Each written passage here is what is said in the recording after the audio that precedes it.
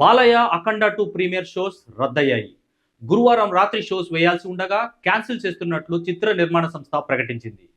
Balayya fans ఎంతో ఆసక్తిగా ఎదురు చూస్తున్న అఖండ 2 ప్రీమియర్ షోస్ రద్దయ్యాయి.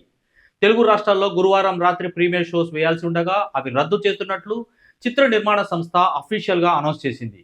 సాంకేతిక సమస్యల కారణంగా క్యాన్సిల్ చేస్తున్నట్లు వెల్లడించింది. అసలు ఈ క్యాన్సిల్ వెనుక ఉన్న రహస్యం ఏందో చూద్దాం. మూవీ రిలీజ్కు ముందే కాంట్రవర్సీ నెలకొంది.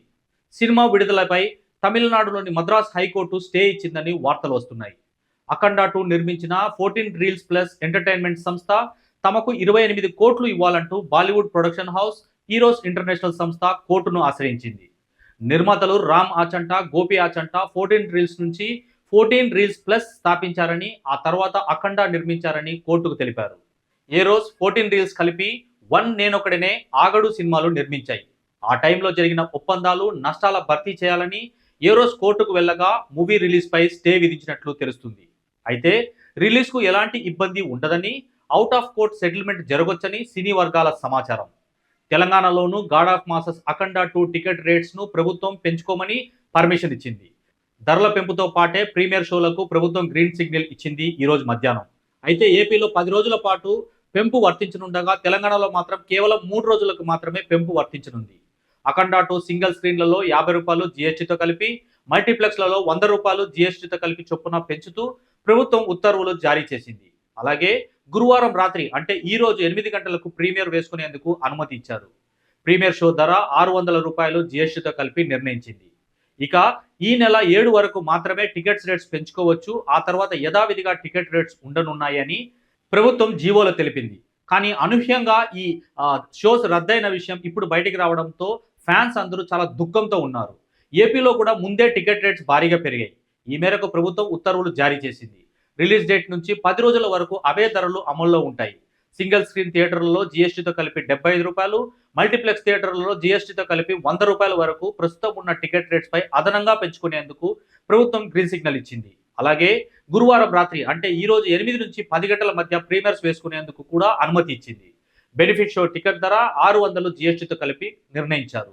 2 తెలుగు రాష్ట్రాల్లో ప్రీమియర్స్ కు అనుమతి లభించడంతో ఫ్యాన్స్ ఫుల్ ఖుషి అయ్యారు. కానీ అంతలో హీరో సంస్థ అండ్ 14 రీల్స్ కు మధ్య ఉన్న విభేదాల కారణంగా, మనీ సెటిల్మెంట్ కారణంగా మద్రాసు హైకోర్టులో వాళ్ళు వేసిన కేసు వల్ల కోర్టు అఖండ 2 రిలీజ్ ని మధ్యంతరంగా నిలిపివేసింది.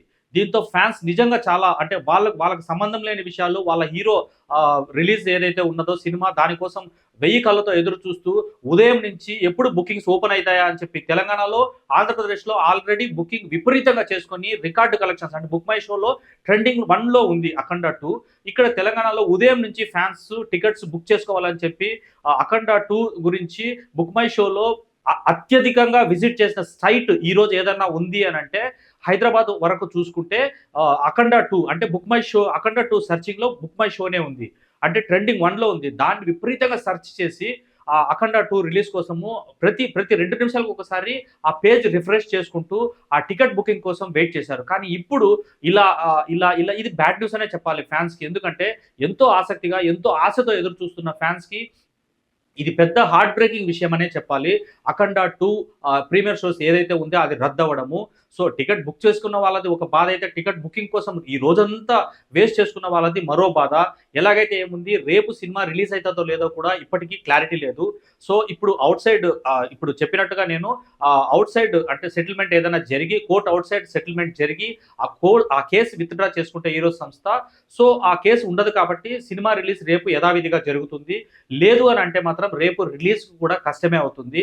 సో చూడాలి మరి రేపటి వరకు బాలకృష్ణ ఫ్యాన్స్ ఎలా వేచి చూస్తారో.